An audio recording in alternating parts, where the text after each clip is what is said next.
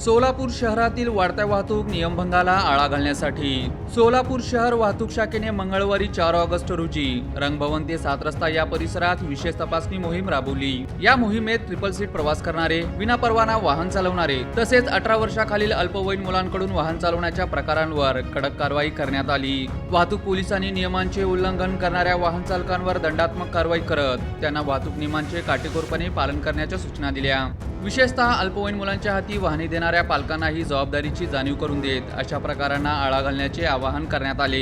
यावेळी वाहतूक शाखेचे पोलीस उपनिरीक्षक जयप्रकाश कांबळे यांनी स्पष्ट इशारा देत सांगितले की 18 वर्षाखालील मुलांच्या हातात वाहन देणे हा कायद्याने गुन्हा आहे। त्यामुळे पालकांनी आपल्या पाल्यांना वाहन चालवण्यास देऊ नये, अन्यथा वाहन चालकांसह संबंधित पालकांवरही कायदेशीर कारवाई करण्यात येईल। सोलापूर शहरातील वाहतूक शिस्त अबाधित ठेवण्यासाठी अशा विशेष तपासणी मोहिमा पुढेही सुरू राहणार असल्याचे वाहतूक शाखेकडून सांगण्यात आले आहे।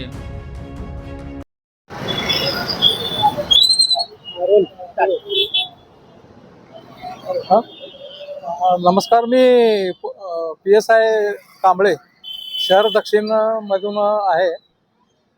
सध्या सोलापुरातील वाहतुकीच्या संदर्भात कारवाई चालू आहे। अंडर 18 वाहन चालवणारे रिक्षा, बिगर परमिट रिक्षा किंवा विदाउट रेसच्या रिक्षा, अवैध प्रवासी वाहतूक याच्यावर सध्या कारवाई चालू आहे। माननीय वरिष्ठ अधिकारी, माननीय पोलीस आयुक्त सर, माननीय SQ मॅडम आणि आमचे पोलीस ACP आणि पोलीस इन्स्पेक्टर श्री होमणे साहेब यांच्या आदेशाने सदरची कारवाई चालू आहे।